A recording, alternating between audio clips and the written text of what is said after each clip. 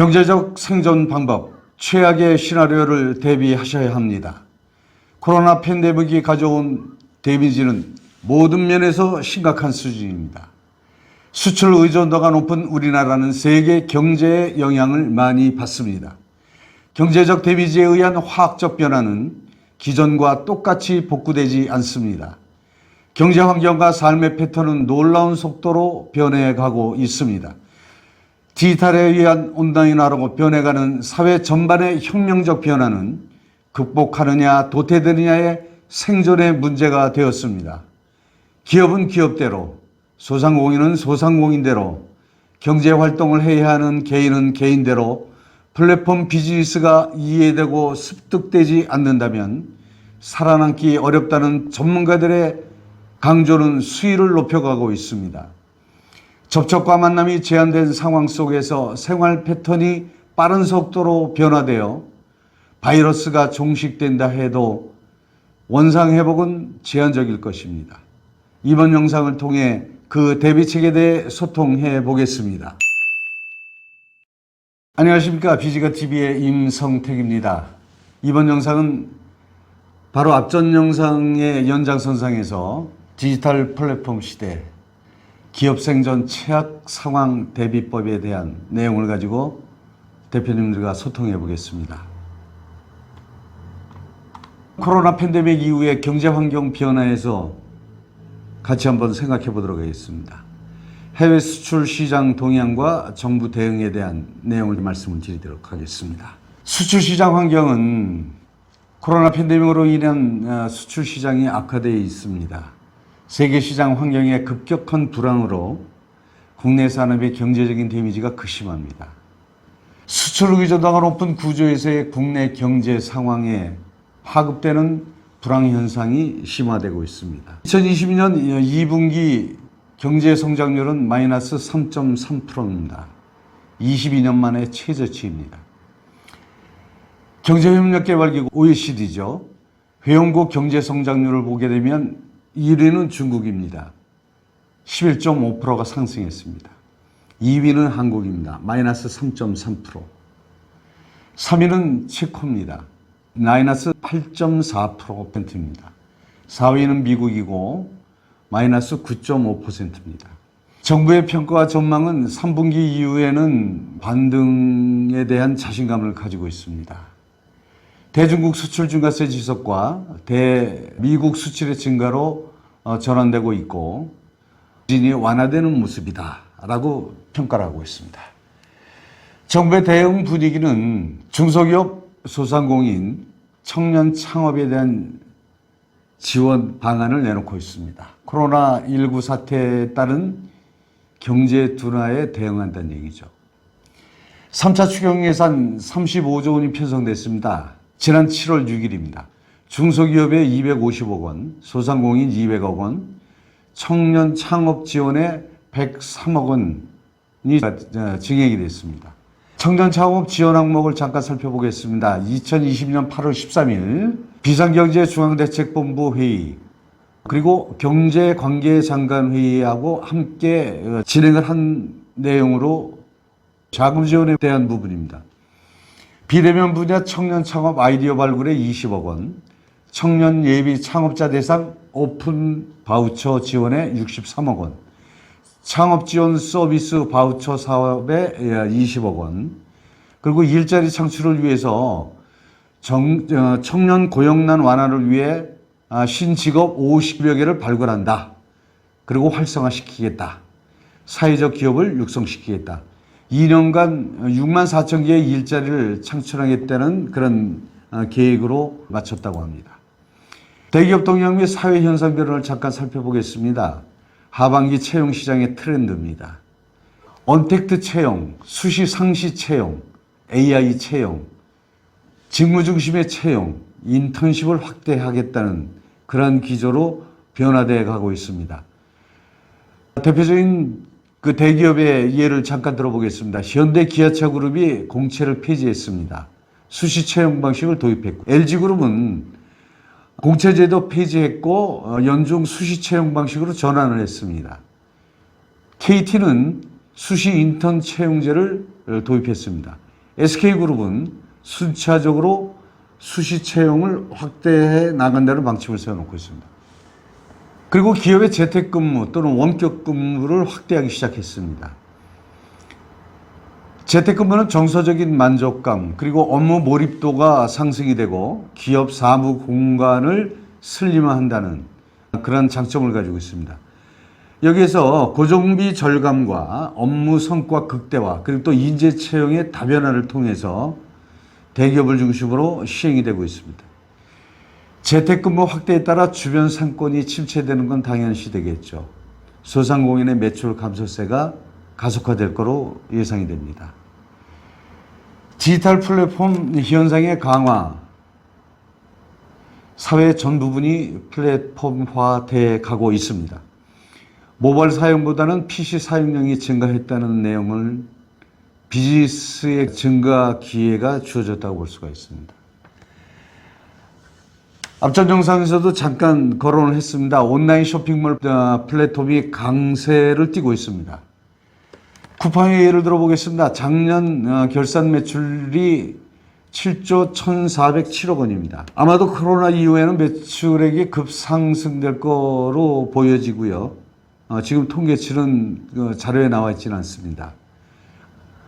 쿠팡에서는 제휴 마케팅 조직을 확대를 한 결과로 매출 상승이 가속화되고 있는 걸로 생각이 됩니다. 네이버 장보기는 앞전 영상에서도 잠깐 좀 설명을 해올렸습니다. 백화점, 대형 쇼핑몰, 그리고 재래시장까지 입점이 돼서 굉장히 핫하게 빠르게 플랫폼화돼 가고 있습니다. 교양 부분하고 교육 플랫폼이 대형 조직화돼 가고 있습니다. 디지털 교육 플랫폼이 강세를 보이고 있는 거죠. 온라인 학습자의 대량 수강이 이어지고 있습니다. 배달앱을 통한 주문이 폭주돼 가고 있습니다. 오프라인 매장보다는 가정에서의 배달 주문이 상승돼 나가는 변화라고 볼 수 있습니다. 여기서 내용을 살펴보면 플랫폼 비즈니스에 익숙해지지 않는다면 모두 도태될 것이라는 전문가의 전망입니다. 오프라인 환경으로 복귀가 많지 않을 것이라는 시장 환경을 대변하고 있습니다. 변화된 고용 형태의 상황에 대비를 하셔야 됩니다. 우리 노사관계의 새로운 모델이 필요합니다. 상생 프로젝트라고 볼 수가 있습니다. 경제 불황에 발빠른 대비로 고용 환경 개선이 필요합니다.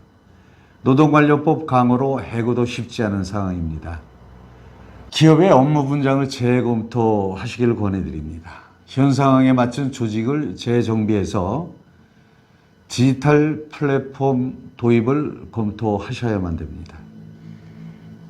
또한 재개혁을 통한 수익 모델을 도출해내셔야 할 거로 생각이 듭니다. 무급 휴가보다는 발전적 상생이 효과적이라는 판단입니다.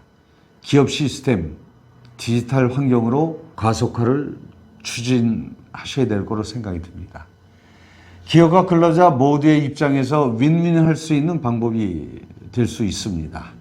학습 능력 유무를 떠나 이것은 생존의 문제이기 때문에 이런 부분에 대해서 인식을 하셔야만 합니다. 발빠르게 대처하는 방법만이 최악의 상황을 이겨내는 길입니다. 코로나 이후 새로운 경제, 사회적 현상에 적응하는 노력이 무엇보다 중요한 행동 방식이 되었습니다. 기성세대의 고정관념이 방해가 될 수 있지만 새로운 정보를 통해서 전략을 새로 짜야 합니다. 급변하는 사회에 대처하고 학습하는 능력을 키우는 것은 생존이 달려있는 절박한 문제라는 것을 인식하셔야 됩니다. 새로운 정보, 디지털 환경을 학습하는 가운데 분명한 길이 있음을 함께 생각해 보아야 하는 시점입니다. 늦지 않게 준비하셔야 합니다. 서둘러 대비하지 않으면 최악의 상황을 볼 수도 있습니다. 디지털 환경 적응하기 쉬운 것부터 설명해 드리겠습니다. PC 그리고 모바일과 친숙해지기입니다. 아직도 안 가지고 계시다면 이메일 계정을 개설하기를 권해드립니다. 디지털 플랫폼 활용 전에 회원 가입 시에 필수 사항이 됐습니다.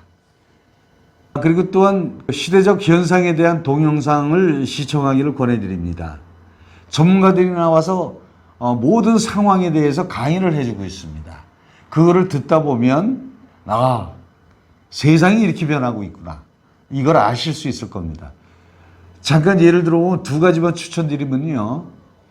MKTV와 체인지 그라운드라고 하는 유튜브에서 현재 시대적 흐름에 대한 내용이 자세하게 매일매일 업데이트되고 있습니다. 한번 시청해 보시길 권해드립니다. 그리고 자신에 맞는 디지털 환경에서의 소득 아이템을 찾아보시기 바랍니다. 일일 1시간 투자해서 변화되어가는 환경을 찾다 보면 소득 아이템이 눈에 들어오게 됩니다. 사회적 경험이 많을수록 유리하고 평소 생각하던 아이디어를 접목하여 수단으로 활용하면 좋으실 것 같습니다. 시작을 두려워하지 마십시오. 처음에는 누구나 왕초보였습니다. 실행하다 보면 눈에 띄고 익숙해지게 됩니다. 재미를 느끼게 되면 거침없이 도전을 할 수 있게 됩니다. 도태되지 않으려면 시작하셔야 합니다. 잠깐 제 얘기를 해보겠습니다. 나 자신과의 싸움에서 시작을 했습니다. 비대면 시대의 경영 컨설턴트는 대표님들께 득이 되는 기술이 필요했기 때문입니다. 매출 상승을 도와드리고 싶은 마음이었습니다. 관리적인 컨설팅은 국내 최고의 전문가들과 협업 시스템을 완성해 놓았습니다. 매출에 대한 컨설팅 항목이 필요했기 때문에 저는 결심했습니다. 우선 유튜브 개인 방송을 시작했습니다. 시대의 흐름과 대표님들이 급하고 중요한 일을 알려드리기 위해서 시작을 해봤습니다. 두 번째는 블로그 마케팅을 시작합니다. 고객님들의 회사 제품을 홍보하고 매출로 연결시켜드리겠다는 마음으로부터 시작하고 도전합니다. 여기에는 제휴 마케팅이 핵심이 될 것 같습니다.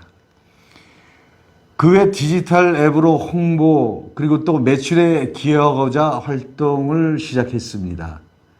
우선 페이스북과 인스타그램, 고객님들이 활동하고 있는 앱상에서 어떻게 하면 홍보해 드릴까 생각해서 어떤 방법을 찾고 지금 실행에 옮기고 있습니다. 시작한 지 한 달 만에 길이 어렴풋이 보이기 시작했습니다. 그리고 방향을 잡을 수 있게 되었습니다. 두렵고 떨리던 한 달 전에 저와는 비교가 안 될 정도로 자신감이 생겼습니다. 디지털 전도자로서의 활동을 열심히 시작해 보겠습니다. 흐름을 잡았다는 것은 대표님들께 매출에 기여할 수 있는 방향을 잡았다는 얘기고요. 대표님들께서 적극적으로 저를 활용하셔서 제가 갖추고 있는 협업 시스템을 활용하신다라고 한다면 분명히 길이 열릴 거로 생각이 듭니다. 찾아뵙겠습니다. 언제든지 저에게 말씀을 해 주시기 바랍니다. 힘닿는 데까지 열심으로 대표님들을 돕겠습니다. 오늘 영상은 앞전 영상보다도 더 강하게 대표님들께 강조드렸습니다. 시청해 주셔서 감사합니다. 다음 영상에서 더 좋은 내용으로 찾아뵙도록 하겠습니다. 감사합니다.